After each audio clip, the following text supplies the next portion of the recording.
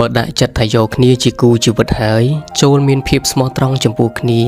គ្រប់ស្រឡាញ់ឲ្យតម្លៃគ្នាទៅកាលណាដែលញាតិញោមគ្រប់ស្រឡាញ់ឲ្យតម្លៃគ្នាគឺការរស់នៅក្តីស្រឡាញ់គឺថិតថេរយូរអង្វែងតទៅមុខទៀតមែនតើទៅក្តីស្រឡាញ់ការរស់នៅការជួបគ្នានេះទម្រាំតែបានជួបគឺមិនងាយទេហើយបានជួបគ្នាហើយទម្រាំតែថែរក្សាក្តីស្រឡាញ់នឹងបានមកកាន់ពេលវេលាមួយដ៏យូរគឺវាកាន់តែពិបាកដូច្នេះហើយនៅពេលដែលជួបឧបសគ្គតិចតួចរឿងរ៉ាវអីតិចតួចយល់ខុសឬក៏យល់ច្រឡំចំពោះគ្នាគួរតែឆាប់បកស្រាយគួរតែចេះអត់ឱនលើកលែងអធ្យាស្រ័យឲ្យគ្នាព្រោះថាយើងចំណាយពេលវេលាស្គាល់គ្នាស្រឡាញ់គ្នាមកយូរប៉ុន្តែកុំឲ្យដោយសារតែរឿងតិចតួចត្រូវបោះបង់គ្នាចោលបែកបាក់គ្នារយៈពេលស្គាល់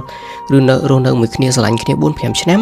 ជួបរឿងតិចតួចបោះបង់គ្នាចោលបែកបាក់គ្នាដោយសារតែរឿងតិចតួចដូច្នេះហើយយើងអាចអត់ឱននៅគ្នាចាប់ដៃបន្តទៅមុខទៀតលើកលែងទៅអញ្ចឹងដៃគូជីវិតឬក៏ស្នេហានេះវាអត់មានអី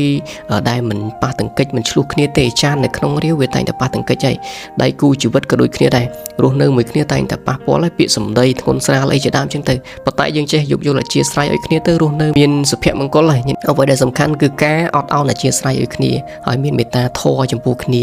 ហ្នឹងហើយមានរឿងអីត្រូវបកស្រាយប្រាប់គ្នាទៅហ្នឹងហើយកុំប្រើកំហឹងដោះស្រាយបញ្ហាញាតិញោមប្រយ័ត្នស្ដាយក្រោយអញ្ចឹងយើងរៀនអត់ឱនអធ្យាស្រ័យទៅដៃគូជីវិតគឺពិសេសគឺចិត្តហ្នឹងឯងមានម្នាក់ជាភ្លើងម្នាក់ទៀតត្រូវតែជាទឹកហ្នឹងឯងអញ្ចឹងត្រូវតែព្យាយាមខន្តីព្យាយាមអត់ធ្មត់មែនតែនចំពោះកំហឹងលោភៈទោសៈហ្នឹងចំនួនពលៈ